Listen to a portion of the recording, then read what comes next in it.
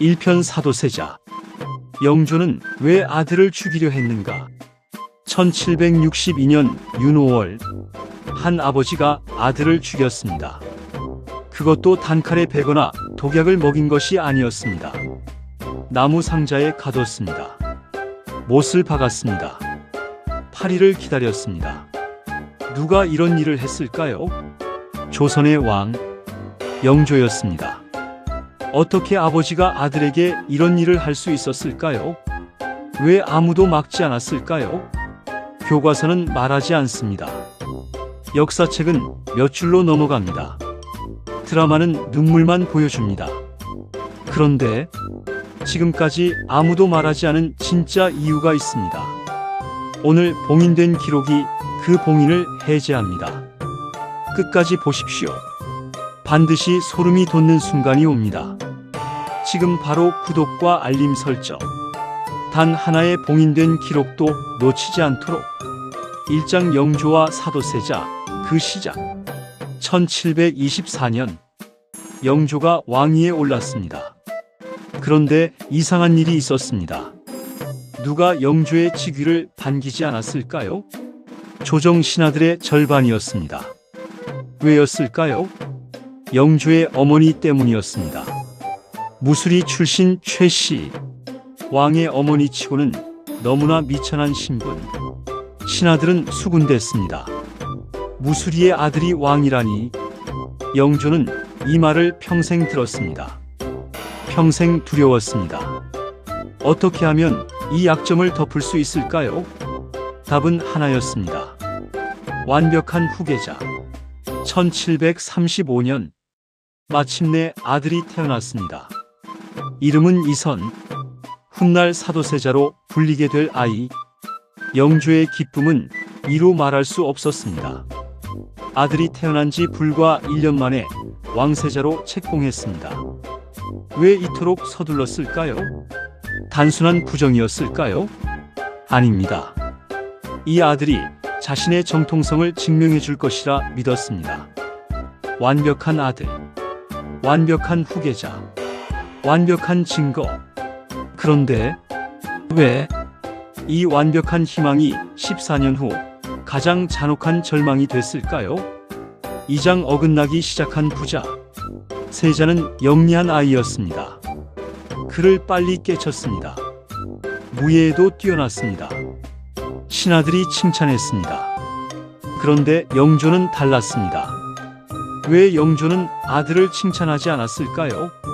세자가 글을 잘 읽으면 왜 이 부분은 모르느냐고 다그쳤습니다. 무예를 연마하면 왕세자가 무예나 몰두하느냐고 꾸짖었습니다.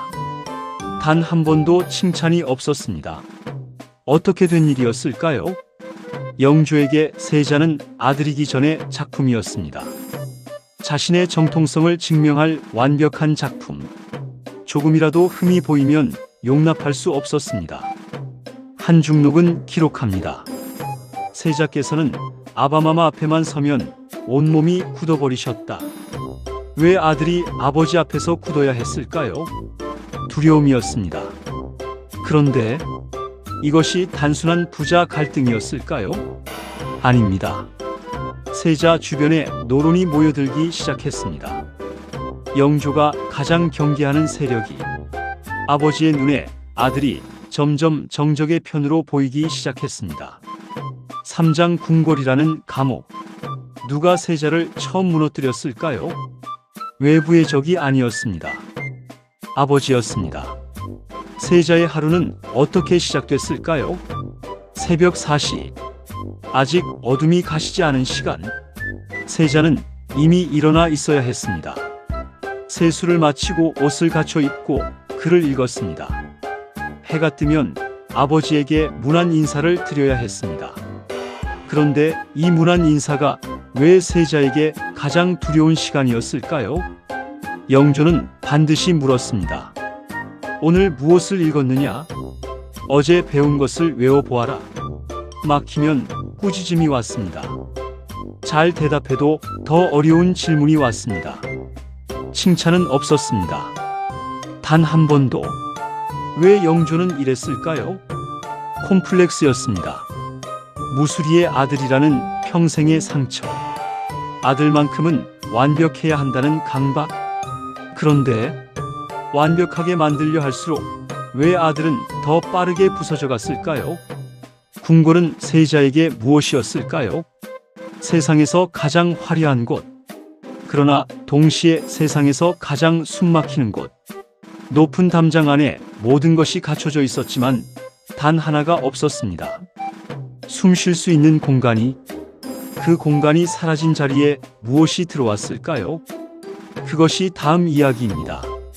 사장 부서지기 시작하다. 1748년 봄, 사도세자 14살. 이상한 일이 벌어졌습니다. 누가 처음 알았을까요? 시녀였습니다. 세자의 옷을 들고 침소에 들어간 시녀가 뛰쳐나왔습니다.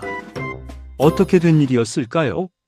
세자가 옷을 보는 순간 온몸이 굳어버렸습니다. 손이 떨렸습니다. 숨이 막혔습니다. 쓰러졌습니다. 왜 하필 옷이었을까요? 옷이 문제가 아니었습니다. 옷이 상징하는 것이 문제였습니다. 아버지 앞에 설 때 입는 예복. 그 옷을 보는 순간 아버지의 눈빛이 떠올랐습니다. 수십 벌의 옷을 태워야 겨우 한 벌을 입을 수 있었습니다. 내의원 의관들이 달려왔습니다. 탕약을 처방했습니다. 왜 낫지 않았을까요? 약으로 고칠 수 있는 병이 아니었기 때문입니다. 그렇다면 누가 고칠 수 있었을까요? 단 한 사람이었습니다. 영조였습니다.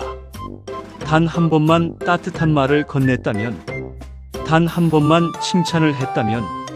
그런데 왜 영조는 그러지 않았을까요? 몰랐을까요?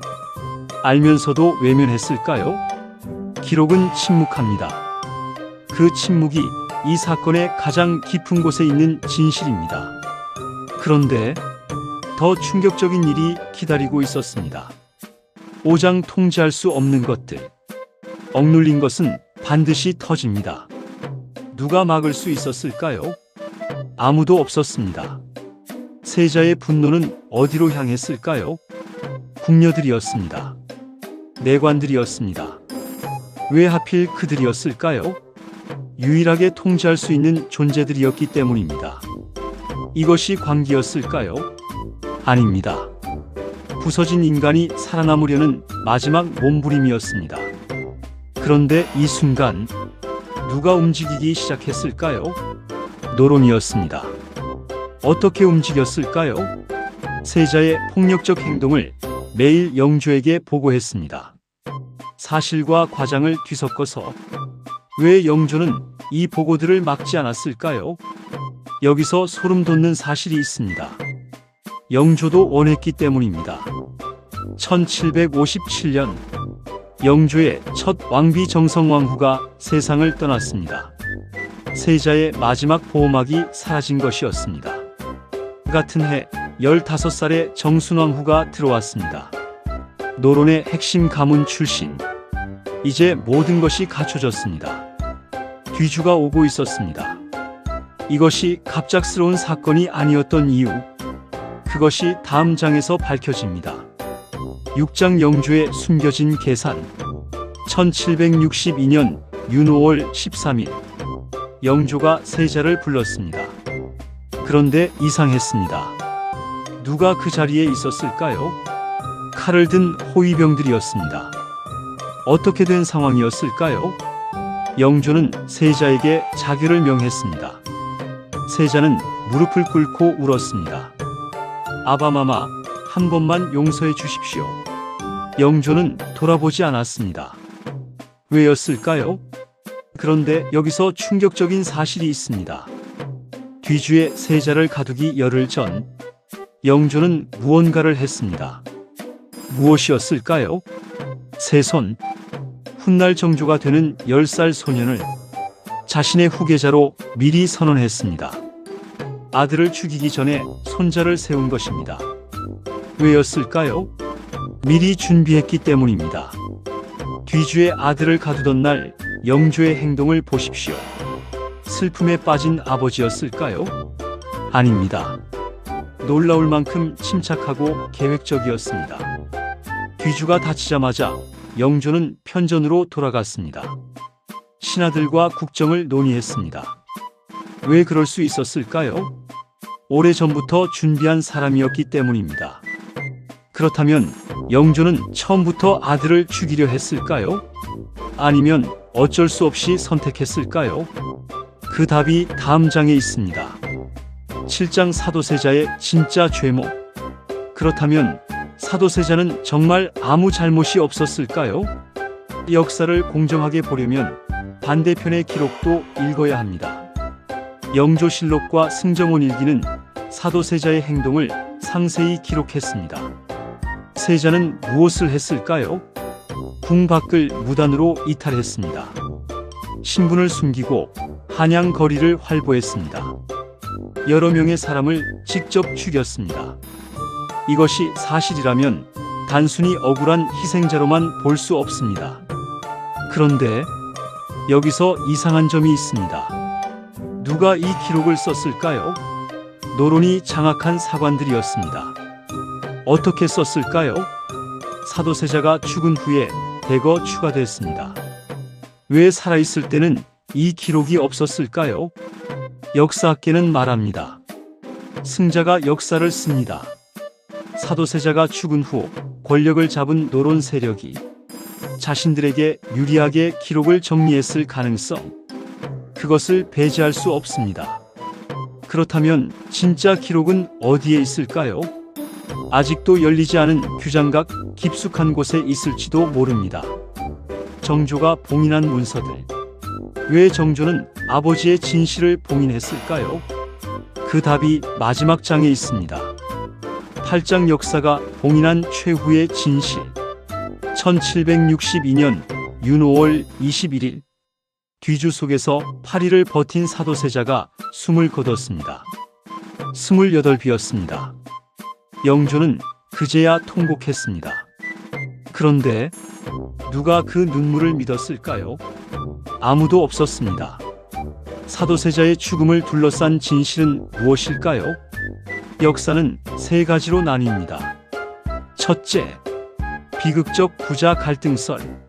정신질환을 가진 아들을 어쩔 수 없이 제거한 아버지. 왜 이것만으로는 부족할까요? 영조의 행동이 너무 계획적이었기 때문입니다. 둘째, 정치적 제거설. 노론 세력이 조직적으로 세자를 제거한 음모. 왜 이것만으로는 부족할까요? 영조가 이를 막지 않았기 때문입니다. 셋째, 영조의 계획설. 자신의 정통성을 위협하는 아들을 스스로 제거한 냉혹한 군주. 왜 이것만으로는 부족할까요? 영조의 통곡이 완전한 연기라고 보기는 어렵기 때문입니다. 그렇다면 진짜 답은 무엇일까요? 셋 모두 진실의 일부입니다. 역사는 언제나 하나의 이유로만 움직이지 않습니다. 인간의 욕망, 두려움, 정치, 그리고 사랑. 이 모든 것이 뒤엉켜 만들어낸 것이 역사입니다. 분명한 것은 하나입니다. 조선 왕조는 이 사건의 완전한 진실을 끝내 드러내지 않았습니다. 누군가에게 불편한 진실이었기 때문입니다. 봉인된 기록은 계속해서 그 봉인을 해제할 것입니다. 역사가 숨긴 것들, 권력이 지우려 한 것들, 우리는 기억해야 합니다. 잊혀진 진실이야말로 가장 강력한 힘을 가지고 있으니까요. 오늘 봉인된 기록 어떠셨나요? 다음 편에서는 더 충격적인 이야기가 기다리고 있습니다. 사도세자가 뒤주에 갇힌 그 8일간 뒤주 안에서는 정확히 무슨 일이 있었을까요? 그리고 목격한 자들은 왜 평생 입을 열지 못했을까요? 여러분은 이 사건의 진짜 이유가 무엇이라고 생각하시나요? 댓글로 남겨주세요. 다음 편 절대 놓치지 마세요. 구독과 알림 설정. 봉인된 기록이 계속됩니다.